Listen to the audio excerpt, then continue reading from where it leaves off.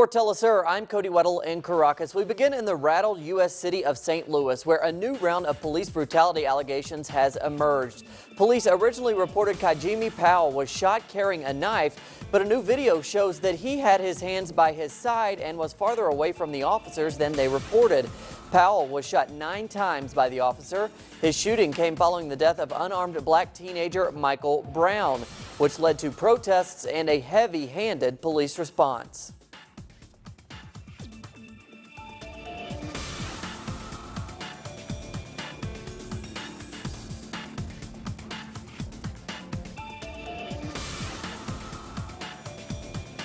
In Ferguson, State Governor Jay Nixon has announced that the National Guard sent in to quell protests will no longer patrol the city. Meanwhile, following the shooting of Michael Brown, new legal actions will launch Friday against the local police and authorities citing civil rights abuses.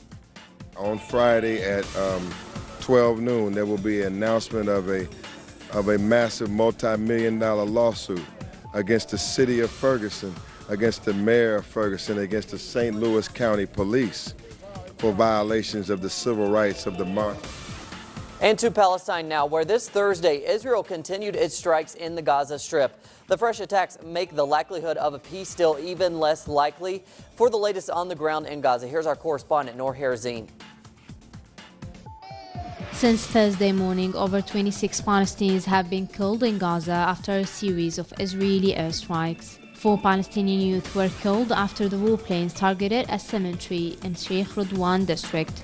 The burned bodies of Mohammed Abu Nahel, Rami Abu Nahel, Haytham Tafish and Abid Shweikh were taken to a Shifa medical center. Those youth went to the cemetery to bury a relative who was killed in an Israeli airstrike overnight, and they targeted them. There is nothing that can justify these Israeli actions. The IDF say that they're after Hamas and resistance fighter, but in fact they are targeting civilians too. Before that, Israel killed 3 of Hamas military commanders in airstrikes targeting a building in Rafah. The Al-Qassam Brigade said in a statement that Mohammed Abu Shammala, Ra'ed Al-Attar and Mohammed Barhoum were killed in the Al-Sultan neighborhood of Rafah. The Israeli occupation army is trying to send us a message to scare us by targeting our leaders. But in fact, when a leader dies, dozens of new leaders are born. They call them terrorists, but in fact they are resistance fighters who spend their lives defending Palestine. May their souls rest in peace. Abu Shammala was the general commander of the Al-Qassam brigades in the southern Gaza Strip, and Ra'ed Al-Attar was the commander of the Rafah district. The 2 Hamas officials were on Israel's most wanted list, with both men accused of the planning of the capture of Israeli soldier Gilad Shalit in 2006. With the targeting of Hamas leaders in Gaza, and as the violence continues, it is still civilians, including children, who are paying the highest price in this Israeli offensive on the coastal enclave. Noor Harazin, Telesur TV, Gaza. And thanks again to Noor. After Venezuela delivered tons of humanitarian aid to Palestine, the Ecuadorian Foreign Ministry is now collecting aid for Gaza. Our correspondent Liz Scherfius is covering this story in Quito.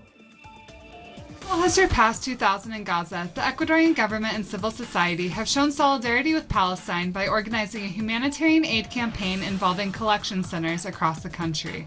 What this involves is to respond to the national government and fortunately civil society, that we have a network of solidarity with Palestine that has succeeded in uniting various social and political organizations, the youth, environmentalists, to put forward from this small country far away from Palestine a voice of protest demanding the construction of a new world order, of a geopolitical and international politics much more sovereign, that respects the right of life of those that are at this moment experiencing genocide. The Ministry of Foreign Affairs, which has voiced opposition against the violent and disproportionate Israeli attacks on Gaza, is working with civil society to ensure that aid will reach the region by plane. The donations for the Palestine campaign end August 25th. Ministry of Foreign Affairs and as a government of Ecuador to be sure that all that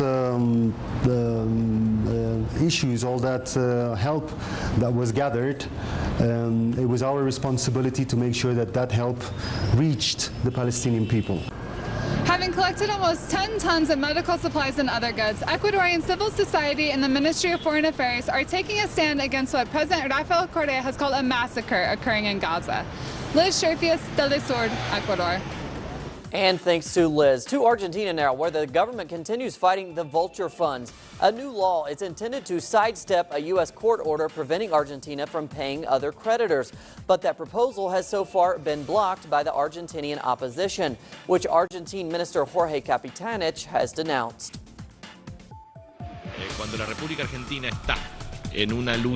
When Argentina is in a very clear struggle to guarantee our full sovereignty, to make our international rights be respected and to guard its sovereign immunity, a lot of trade union leaders are acting in accordance to Vulture Fund's interests.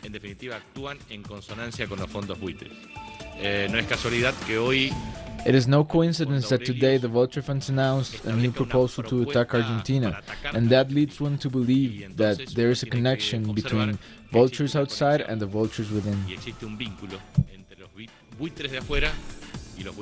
Peace talks between the Colombian government and FARC guerrilla groups continue to see real progress. The two sides agreed Thursday to establish a historical joint commission into the 50-year civil war. For more on that situation, we go to our correspondent in Colombia, Charles Parkinson. Today, the 21st of August, marked the first meeting of a 12-person commission set to study the history of Colombia's conflict. Now, this is part of the ongoing peace talks in Havana between the Colombian government and the Revolutionary Armed Forces of Colombia. Now, the three areas that the commission is going to focus on are the origins of the conflict, the factors that have contributed to its continuation, and the effects that it has had on the population. The vast majority of the commission is made up of Colombian experts and scholars, but it also includes the British historian Malcolm Dees and the French sociologist Daniel Picot. Now, the commission has stressed that the idea of their work is not to apportion blame to anybody, but is simply to set the context. And the final report that they produce, which will come out in 4 months' time, is set to go to the Peace Commission that will be set up once the two parties at the negotiating table have come to their agreements. This is Charles Parkinson in Bogota, Colombia. And thanks to Charles, the Venezuelan government has announced it is stepping up its fight against illegal smuggling across its border into Colombia. President Nicolas Maduro warned smugglers that the government will stop their activities, which he labeled a mafia. Maduro has revealed that around 30% of products in the market are being smuggled to the neighboring country, which negatively affects the Venezuelan economy. The Pentagon has confirmed that the U.S. military attempted to rescue U.S. journalist James Foley, killed in a brutal beheading this week. Meanwhile, U.S. Defense Secretary Chuck Hagel confirmed that the U.S. has launched 89 airstrikes in Iraq. The President, the Chairman, and I are all very clear-eyed about the challenges ahead. We are pursuing a long-term strategy against ISIL because ISIL clearly poses a long-term threat. We should expect ISIL to regroup and stage new offensives. And the U.S. military's involvement is not over. The investigation into the crashed MH17 plane has hit a new hurdle. Dutch officials have announced that they will not reveal the full content of the plane's black box. The Ukrainian government and its Western allies blamed Ukrainian rebels for downing the plane. Russian officials and the rebels blamed Ukraine. Meanwhile, Thursday, the Ukrainian army intensified its attacks on the eastern cities of Donetsk and Lugansk. On a lighter note, we end on a cultural note tonight. The World Tango Championship will soon come to an end in the Argentinian capital of Buenos Aires. The championship is now entering the semifinal stage. More than 600 couples from over 30 countries have participated in this year's edition. This is the 11th edition of the championship.